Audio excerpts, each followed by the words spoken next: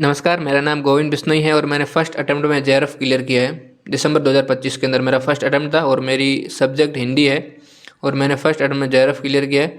तो इस वीडियो में मैं बात करूंगा कि आप किस प्रकार नेट जेआरएफ क्लियर कर सकते हो। मैंने 2-3 वीडियो डाले चैनल पे, उनमें बहुत सारे कमेंट आए हैं कि बहुत सारे नेगेटिव कमेंट आए हैं। किस प्रकार नेगेटिव कि लोग कह रहे हैं हमने 2-3 अटेम्प्ट दे दिए, 2023 दिसंबर से हम अटेम्प्ट दे रहे हैं, इतने साल हो गए हमारा नेट भी नहीं हो रहा है। कोई कह रहा है जेआरएफ नहीं हो रहा है, 2-3 नंबर से रह रहे हैं, इतने अटेम्प्ट दे दिए, अब परिवार वालों के सामने भी नहीं जा सकते हम। बहुत सारी नेगेटिविटी चल रही है उनके दिमाग में, तो इन सब की आज हम बात करने वाले हैं और हो सके उतना मैं आपकी मदद कर सकता हूँ इसमें कि आप उनसे कैसे निकल सकते हो और कैसे आप एग्ज़ाम को पास कर सकते हो। तो मेरा ये फर्स्ट अटेम्प्ट था दिसंबर में और मैंने लगभग तैयारी की थी। ऑनेस्टली बताऊँ को सीरियस तैयारी मैंने की थी 7-8 महीने की, उससे भी कम, मतलब उसमें उससे भी 6 महीने आप सीरियस तैयारी मान लो और 7-8 महीने आप तैयारी के मान लो शुरू किए। उसके अंदर ही मैंने जेआरएफ निकाल लिया पहले अटेम्प्ट में। 214 नंबर आए हैं मेरे, यानी 107 सवाल सही हुए हैं। हिंदी सब्जेक्ट है और फर्स्ट पेपर में 34 और सेकंड पेपर में आए हैं 73। तो मैंने किस प्रकार किया फर्स्ट अटेम्प्ट में, ज़्यादातर बच्चों को आप देख लो उनका 3-3 अटैम्प्ट 4-4 अटैम्प्ट में भी नहीं हो पाता है और नेट हो जाता है, जेआरएफ नहीं हो पाता है। तो ये प्रॉब्लम एक्चुअली आती कहाँ है उसकी हम बात करेंगे। इसमें मैं आपको कोई किताबी ज्ञान नहीं देने वाला हूँ, मतलब रियल बात करने वाला हूँ जो एक स्टूडेंट के मन में चलती है कि क्या क्या होता है। आगे बढ़ने से पहले चैनल पर नए हो तो चैनल को सब्सक्राइब जरूर कर लीजिएगा। इस चैनल पर मैंने 2-3 वीडियो डाली है और उसके रिव्यू बहुत अच्छे हैं, आप जाके कमेंट पढ़ सकते हो, देख सकते हो कि किस प्रकार लोगों को वीडियो अच्छे लग रहे हैं और मेरी बातें पसंद आ रही है। तो सबसे पहले है कि ये नेट को ओवर हाइप किया जा रहा है। नेट जेआरएफ को इतना ज़्यादा ये कठिन पेपर भी नहीं है जो आजकल यूट्यूब पे आप देखते हो, यूट्यूब खोलते हो कि ये, मैं इस चैनल के पर्पज़ से मैं एक बात बता रहा हूँ, इस चैनल के पर्पज़ से मैं कोई स्वार्थ नहीं देख रहा हूँ कि मेरा कोई कोर्स बिकेगा, मेरे कोई नोट्स बिकेंगे, ऐसी कोई भावना नहीं है मेरी। मैं बिल्कुल खुले दिल से और जो सच्चाई है वो बता रहा हूँ। और जो आजकल के जो ज़्यादातर चैनल है यूट्यूब पे जो आपको बता रहे हैं कि बैच ले लो, हमारा ये बैच है, वो बैच है, पूरे वीडियो डाल के लास्ट में कहेंगे हमारा बैच ले लो, तो इन सब से आप बच्चों, वो आपको डराते हैं और वो नेट को ज़्यादा ओवर हाइप कर रहे हैं कि ऐसा पेपर है, वैसा पेपर आता है, इसलिए हमारा बैच ले लो, वो कर लो, ये कर लो।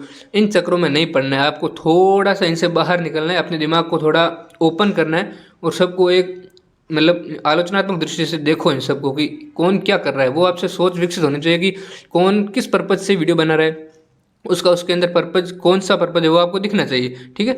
क्योंकि उससे हमारे मन में ये नकारात्मकता आ जाती है कि यार पेपर इतना भारी है, इतने सारे लोग परीक्षा देते हैं और 0.5%, 5.5 या 6-7% का जेआरएफ होता है, तो हम वो कैसे कर पाएंगे। तो इस प्रकार की सारी भावना हमारे मन में आना स्वाभाविक है, हम जो देखते हैं वो हमारे मन में आ ही जाएगा, ठीक है। तो इनसे हम क्या करें कि हमें एक इस प्रकार से सोचना चाहिए कि एक एग्ज़ाम होता है, उसका एक फिक्स सिलेबस है और अच्छे से सिलेबस डिफाइन किया हुआ है, उसको हमें डाउनलोड करना है, दीवार पे चिपकाना है और उसके हिसाब से उस सिलेबस को पार्ट वाइज डिवाइड करना है कि ठीक है ये पार्ट है, इस पार्ट को मैं इस महीने या इतने दिनों में ख़त्म करूँगा, उसके बाद अगले पार्ट को ख़त्म करूँगा, उसके साथ पिछले पार्ट को मैं रिवीजन करूँगा और उसके बाद मुझे यहाँ से क्लास देखनी है, ये मुझे शॉर्ट नोट्स बनाने हैं। और मतलब आपको बिल्कुल स्मार्ट तरीके से, बहुत ज़्यादा स्मार्ट तरीके से मेहनत करनी होगी।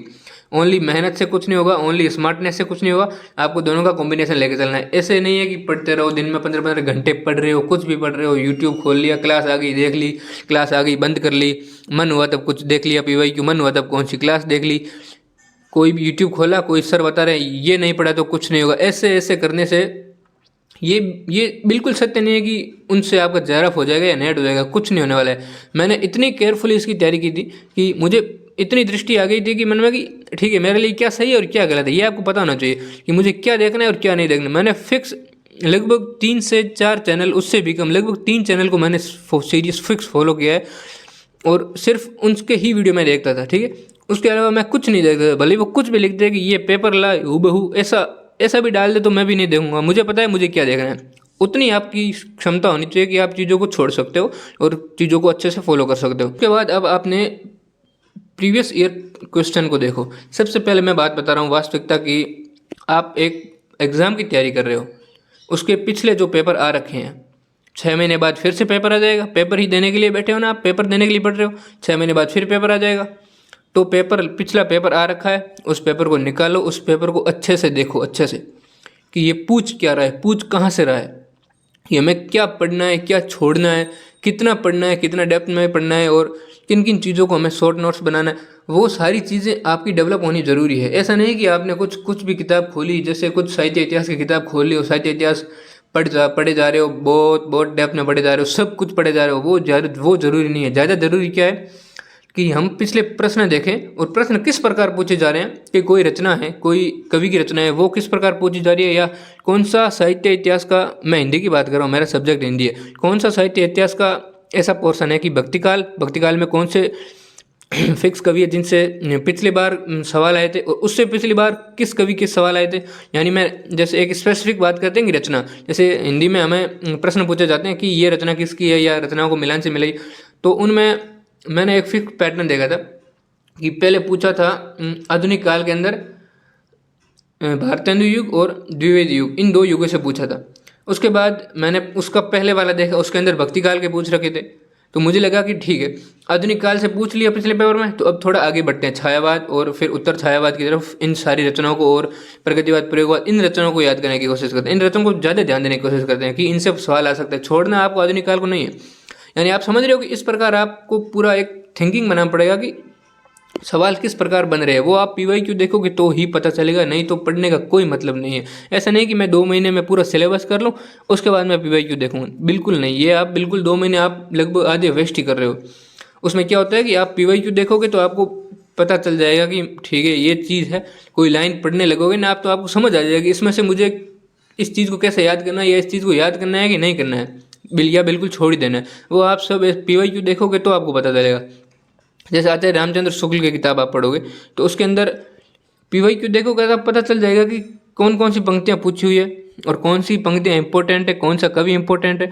और उसके अंदर जो ऐतिहासिक तथ्य दिए हुए हैं किस किस में, जैसे आदिकालीन के अंदर जो युद्धों के प्रसंग दिए हुए हैं कि और इतिहास के प्रसंग दिए हुए हैं, उनको मैंने बिल्कुल छोड़ दिया था क्योंकि मुझे PYQ देखा, मुझे सब पता चला कि ठीक है ये नहीं पूछे जा रहे, पूछे ओनली उनकी जो उन्होंने जो आलोचनात्मक रूप से लिखा है वो ही पूछा जा रहा है, ओनली इतिहास को नहीं पूछा जा रहा है।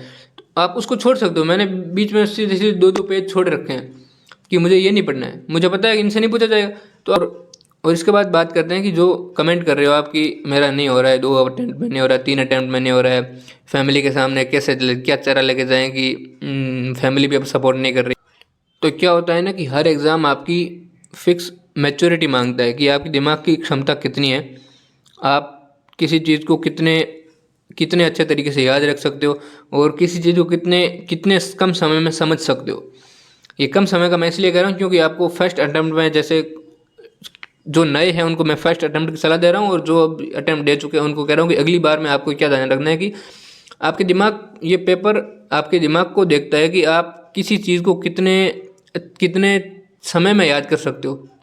कि जैसे किसी ने कहा मैं 2 अटैम्प्ट में भी क्लियर नहीं हो, किसी ने कहा मेरा तीसरा अटैम्प्ट में क्लियर होगा। तो क्या होता है ना कि जो है सिलेबस या जो टॉपिक है, जैसे फर्स्ट पेपर की बात कर लो, उसके अंदर जो थ्योरी दे रखी है, जो कॉन्सेप्ट दे रखे हैं, उन सबको समझने के लिए आपका दिमाग कितना सक्षम है, आप कितने कम समय में उनको समझ सकते हो या कितनी बार रिवाइज करने पर आप उनको समझ सकते हो। जैसे ज़्यादा बार रिवाइजन मांगता है आप समझने में तो फिर आपको अटैम्प्ट निकल जाएगा, अगले अटैम्प्ट में होगा, क्योंकि अगले अटैम्प्ट में फिर 6 महीने मिलेंगे, तब तक आपको वो चीज़ें समझ आ जाएगी और उन चीज़ों को समझने के लिए आपका दिमाग उतना कैपेबल हो जाएगा। अगर आप ज़्यादा प्रैक्टिस करते हो, दिन रात लगे रहते हो, प्रैक्टिस करते हो, सीखते हो, चीज़ों को रिवीजन करते हो ज़्यादा बार, तो आपका दिमाग उनको जल्दी समझेगा। ये सिंपल बात है कि आप किसी चीज़ को जितनी ज़्यादा बार पढ़ोगे या जितनी ज़्यादा बार उस चीज़ को देखोगे, जितनी ज़्यादा बार उसके अंदर अपना दिमाग खपाओगे ना, तो वो दिमाग अपनी क्षमता अपने आप बन जाएगी कि ठीक है ये चीज़ मुझे अभी आनी चाहिए और ये फिर आने लग जाएगी। नहीं तो आप किसी चीज़ को एक बार पढ़ रहे हो, फिर महीने बाद फिर पढ़ रहे हो, फिर छोड़ रहे हो, तो आपकी क्षमता कभी नहीं बनेगी उस सवाल को करने की। तो ये कुल मिला के यही बात है कि आपका दिमाग उस चीज़ को समझने में कितना कैपेबल है। ठीक है, अगर समझने में कैपेबल हो गया, आपको कॉन्सेप्ट समझ में आ जाएगा। और वो कैसे आएगा, आपको रिवीजन करने में। ठीक है, कोई कह रहा है मेरा 4 अटेम्प्ट में नहीं हो रहा है, तो भाई आपने पहली बार में ही अच्छे से अपना दिमाग उसमें नहीं लगाया, आप ठीक है उस चीज़ को छू के आ गए वापस, उससे काम नहीं चलने वाला है। आपको अंदर डेप्थ में घुसना ही पड़ेगा, सब कुछ आपको दिमाग खपना पड़ेगा और सब कुछ छोड़ के पढ़ना पड़ेगा। क्या होता है कि हम हमारे दिमाग की एक ऐसा बना लेते हैं कि ये सिलेबस भले इतना बड़ा हो, मैं तो इतना ही पढ़ूंगा, मुझसे इतना ही हो रहा है। मुझसे हिंदी साहित्य इतिहास में ठीक ठीक, ऊपर ऊपर कॉन्सेप्ट ही, मतलब जो बेसिक बातें मैं वही पढ़ूंगा। मैं ज़्यादा डेप्थ में जाके सारी रचनाओं को, हर कवि की हर रचना को मैं याद करने की कोशिश नहीं करूँगा। याद कर लूँगा, अगर याद कर भी लूँगा उसके बाद मैं उनकी सन को याद नहीं करूँगा, क्योंकि मुझे इतना ही हो रहा है, मैं नहीं करने वाला, ठीक है, इतने से हो जाएगा। तो भाई नहीं होने वाला है, अब सीधी बात सुन लो, नहीं होने वाला है, कुछ भी हो जाए।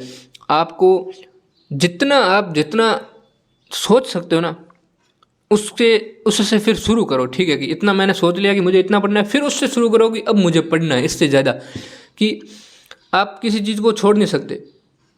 कि जैसे आप कुछ चीज़ पढ़नी शुरू कर रहे हो, कि मैं छायावाद में पढ़ रहा हूँ कि 4 कवि है, महत्वपूर्ण छायावाद के 4 कवियों की मैं मान लो 5-5 रचना याद कर लूँगा और चल जाएगा, बिल्कुल नहीं चलने वाला। आपको 4 कवियों की सभी रचनाएं, सभी नाटक, उन्होंने जो भी कुछ कथा साहित्य कुछ जो जितना सब कुछ लिखा है ना, उतना सब कुछ आपको याद होना चाहिए, उनकी सन याद होने चाहिए, और जहाँ तक हो सके वो किस बारे में लिखे गए वो भी आपको याद होने चाहिए।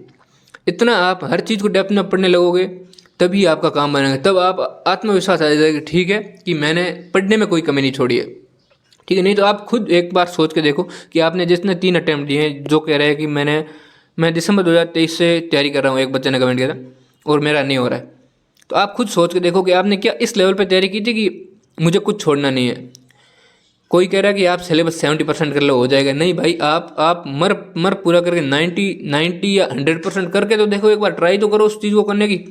70 का कहेंगे तो हमें 50% सिलेबस मुश्किल से कंप्लीट होगा। आप पूरा सिलेबस कंप्लीट करने की कोशिश करो, कुछ भी हो जाए, और उस तरीके से पढ़ने की कोशिश करो कि आपको एकदम आत्मविश्वास आएगा, ठीक है, मैंने तो सब कुछ पढ़ लिया है, अब दिक्कत कहाँ है, पेपर जो आएगा उसमें से ही आएगा। उस चीज़ पे आप पहुंच जाओगे तो फिर पेपर आ जाएगा उसमें से ही, कोई दिक्कत नहीं होने वाली। एक उदाहरण से समझो, आपको अच्छे से समझ में आ जाएगा कि हमें किस प्रकार की सोच रखनी है। आपके पास जैसे 5 रुपये है, आप दुकान पे गए और आपने कहा मुझे एक वो वाला बिस्किट चाहिए, जैसे 2 कैटेगरी के बिस्किट, एक 5 वाला एक 10 वाला। आपने 10 वाले की तरफ इशारा करके कहा कि मुझे वो 10 रुपये वाला बिस्किट चाहिए। आपने जेब से 5 रुपये निकाले, उसने कहा ये तो 10 रुपये का, 10 रुपये में ये नहीं मिलेगा। आपको उसने 5 वाला पार्ले जी समझ दिया कि 5 में इतना ही मिलेगा, इतने में इतना ही मिलेगा, ठीक है, 5 में 10 वाली चीज़ कभी नहीं मिलेगी।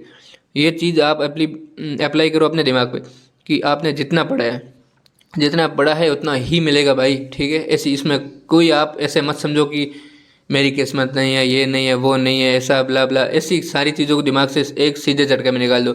जितना कर्म करोगे उतना ही फल मिलेगा, ज़्यादा नहीं मिलेगा, ठीक है। तो आपने जितना पीछे पढ़ा है उतना ही आपको मिला है। जितने जैसे आपके कितने भी नंबर आ रहे हो तो आपने उतना ही पढ़ा है भाई, सीधी बात ये है। एक बार आपने समुद्र के अंदर कूद गए तो फिर पार करके ही निकलना है, कुछ भी हो जाए, कुछ भी हो जाए, कितना भी पढ़ना पड़े, ठीक है। तो ये वीडियो थोड़ा सीरियस होता ही जा रहा है, तो इतना सीरियस ये वीडियो मतलब नहीं है, इतनी नॉर्मल चीज़ें जो आपको समझ लेनी चाहिए एक टाइम में कि अब मुझे क्या करना है। और जो नए अटैम्प्ट देने वाले हैं, फर्स्ट अटैम्प्ट देने वाले हैं, उनको मैं बता दूं कि आपको फर्स्ट अटैम्प्ट में ही क्लियर करना है, कुछ भी हो जाए। ऐसा सोच के चलो कि ये शुरू फर्स्ट एंड लास्ट ही है, इसके बाद कुछ नहीं है, ठीक है, यही अटैम्प्ट है। ऐसा सोच के आप पढ़ोगे तो आपका ही हो जाएगा। मेरा फर्स्ट अटैम्प्ट होगा इसलिए आपका भी हो जाएगा। थोड़ा स्मार्ट स्टडी करो, ठीक है, बिल्कुल ऐसे किताबें घिसने से कुछ नहीं होगा।